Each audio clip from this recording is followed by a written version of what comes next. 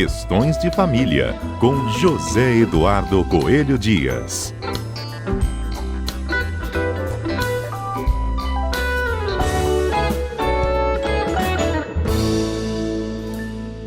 No quadro Questões de Família desta segunda-feira, mais um episódio da nossa série especial Filhos, Direito, Dever ou Escolha. Bom dia, Zedu. Bom dia, Fernanda. Bom dia aos nossos queridos ouvintes da Rádio CBN. Nosso desafio de hoje é falar um pouquinho do maior desafio, né? Que é ter a atribuição de ser um pai ou uma mãe solo, não é mesmo? Exatamente. Fernanda, e a gente tem que começar dizendo o seguinte: isso não é bonito, isso não é romântico. Isso é uma falha da estrutura social. Porque, note bem, nós temos já uma Constituição que nos garante a convivência familiar e que garante também o dever de pais e mães colaborarem para a criação, para a educação, para o desenvolvimento dos filhos.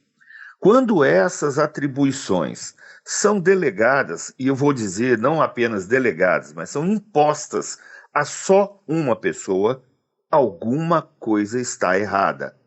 Então, é longe da gente romantizar, olha que guerreiro, olha que guerreira, olha que lindo. Não, isso não é bonito, isso não é romântico, isso é uma falha que precisa ser corrigida pela nossa sociedade.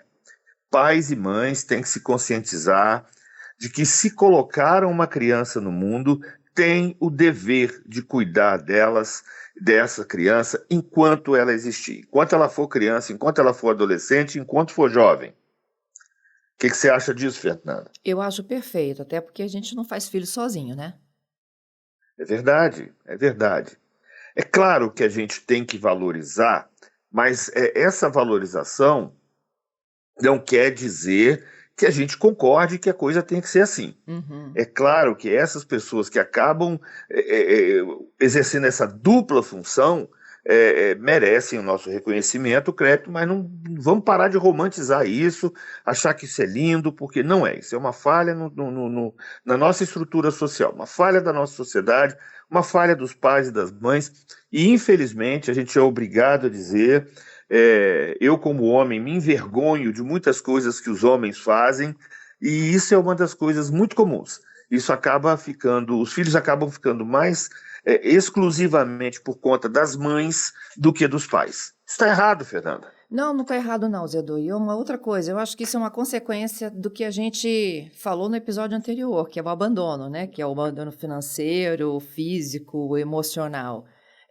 Isso caracteriza muito a condição dessas famílias hoje, essas famílias que são compostas por um integrante, né, que é o que coordena toda a família, é o caso de uma mãe solo ou de um pai solo, né, e que vive desse abandono. Sim, e aí tem pior do que o simples abandono. É aquela pessoa que, quando esse cuidador ingressa em nome da criança com uma ação de alimentos, costuma responder como: eu quero a guarda. Quer a guarda por quê? Nunca quis. Para o quê? Para tumultuar, para ameaçar a mulher, para dizer que... Porque não é para fazer aquilo que deveria fazer, porque se fosse, não precisaria de processo. Eu quero crer que a maioria das mães que cuidam, que criam sozinhas dos seus filhos, gostariam muito de ter uma ajuda paterna. Então, não é alguma coisa pela qual você precise da justiça. É uma forma de espezinhar, é uma forma de demonstração até de poder. Por quê? Porque a nossa legislação vai prever como regra o compartilhamento da guarda.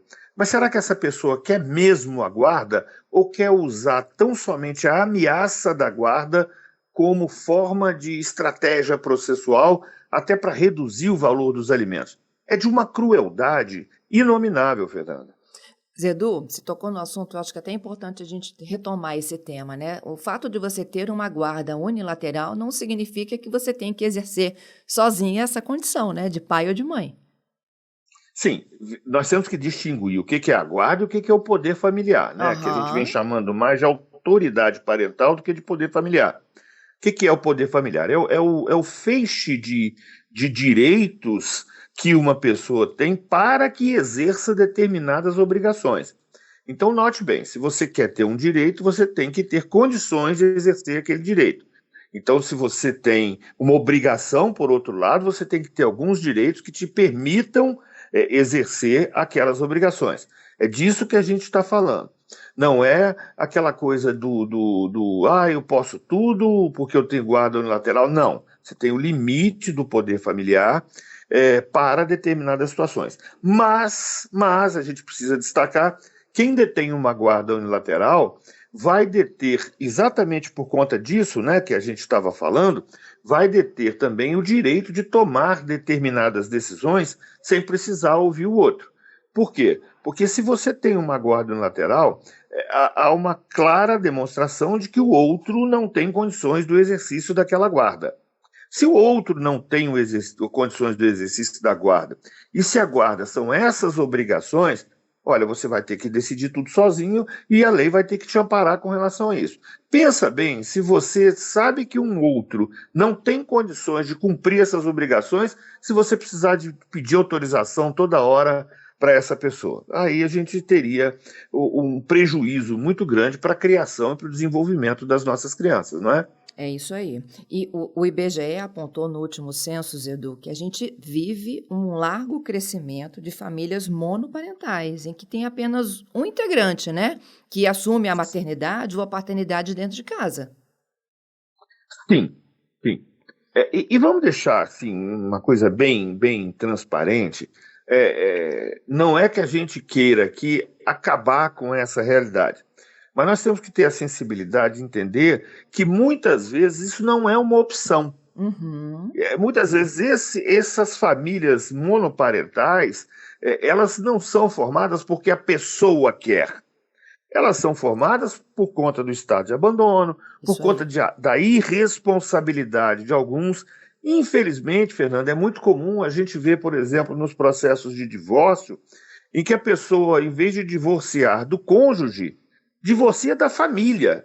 E o divórcio não é para isso. O divórcio, ele extingue a conjugalidade, não extingue a parentalidade. Pelo contrário, a lei diz que, independentemente do estado civil das pessoas, as obrigações parentais continuam sendo as mesmas. O estado civil das pessoas não interfere no exercício da parentalidade. Então, mas infelizmente a gente observa essa realidade. A pessoa, em vez de se divorciar só do cônjuge, ninguém é obrigado a ficar com ninguém é obrigado a ficar num relacionamento que não esteja fazendo bem para aquela pessoa, mas uma coisa é a opção do divórcio, outra coisa é a responsabilidade que você tem como pai e como mãe, não é? Então isso a gente precisa atentar também. Zedu, enquanto a gente conversava aqui, né, eu fui em busca desses dados do censo, até, né, porque você chamou muita atenção quando falou assim, olha, tem mulheres, né, que estão assumindo essa condição aí no Brasil, mas me envergonho muito da condição dos homens. Olha o dado. Censo 2022, os dados mostram que para cada pai solo, há 6 mães criando seus filhos sozinhos no Brasil. É uma realidade inegável, decorrente até da nossa própria cultura, porque foram séculos do pensamento de que a única atribuição do pai era prover e a única atribuição da mãe era cuidar. Hoje, com a revolução de costumes, de uma forma geral, com a chegada da mulher de forma permanente, indelével ao mercado de trabalho, exercendo postos de comando até, ainda não na mesma proporção, ainda não ganhando a mesma coisa que os homens, mas num progresso, numa progressão contínua, né? Nesse sentido, mas a gente ainda tem esse elemento cultural, né? De achar que a mulher fica. E aí o que é pior? Esses pais que somem, que desaparecem, também não exercem a função de provedores, porque são os primeiros que vão achar que qualquer valor que é arbitrado de alimentos é um valor elevado. A gente vai para uma audiência de alimentos e o juiz arbitra lá 30% de um salário mínimo. E aí a pessoa tem a cara de pau de dizer do outro lado, mas ela está usando isso em proveito próprio. Está usando isso, e eu ouvi, uma coisa horrível, mas eu sou obrigado a falar aqui, porque eu não vou aguentar isso sozinho, vou ter que dividir com os nossos ouvintes. Eu já ouvi pessoas usando uma expressão terrível. Ah, ela está querendo esse dinheiro para gastar com macho.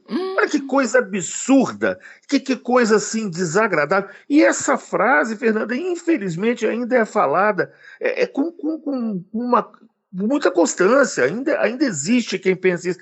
A pessoa acha o quê? Que aqueles 300, 400 reais que ela paga de pensão, que mal dá para comprar a padaria do mês, que a pessoa vai o quê? Gastar com salão, com academia, Não dá, né, Fernanda? Não dá. É uma falta de bom senso incrível. As pessoas têm que entender. Por quê? Porque essas pessoas nunca pararam para ir num supermercado fazer uma compra para os filhos, nunca pararam para saber quanto é que custa pegar um ônibus que seja para levar o filho num pronto-socorro. É tudo muito caro. E as pessoas ficam fazendo conta de centavo na hora de fazer o pagamento da pensão alimentícia, né? São capazes de gastar mais numa noite num camarote de carnaval do que pagam de pensão para o filho sobreviver o mês inteiro. São os absurdos que a gente vê. Então, algumas mulheres preferem nem contar. Algumas mulheres preferem dizer o seguinte: olha, eu não quero nem saber, eu prefiro distância dessa pessoa do que ficar mendigando valores dela. É claro que a gente não comunga de que isso seja uma medida correta, mas a gente acaba tendo que entender também essas mulheres, né? Porque não tem legislação eu que tenho compre esse entender e me afeto. solidarizar. Oi? Não tem legislação que compre esse afeto, Zedu. Pois é, como é que você vai? É porque uma outra coisa que a gente observa, Fernanda, é o seguinte: as mulheres geralmente suportam tudo numa relação. Mas uma coisa que eu não consigo ver as mulheres suportando é quando alguém faz mal aos seus filhos. E isso parece que mexe com o emocional, com o psicológico, e aí essas pessoas começam a ter ojeriza daquela pessoa que não trata os seus filhos adequadamente, e principalmente por aquelas pessoas que toda expectativa seria no sentido de que tratasse bem, que é o próprio pai da criança. Então, a gente acaba entendendo essas crises, né? É isso. E é uma dura realidade, viu, Fernanda? É uma dura realidade e é muito presente em todos os lares brasileiros. Infelizmente. É isso. Zedu. Mas a gente vai, Fernanda, devagarinho, com os esclarecimentos, com os meios de comunicação, a gente vai tentando colocar um pouquinho de bom senso na cabeça e que lembrar que a gente não está querendo aqui divulgar nada demais, apenas que as pessoas assumam as responsabilidades. Se cada um assumir as suas responsabilidades, nós teremos um país melhor, um mundo melhor em todos os sentidos. É isso. Essa é a nossa série especial, Filhos, Direito, Dever ou Escolha. E no último episódio, na próxima segunda-feira, já fica o nosso convite para o debate. Quem educa? É a família? É a escola ou é o Estado? Te espero, Zedu. Até lá, hein? Até lá, Fernanda. Beijo para você e bom carnaval. Para todos nós.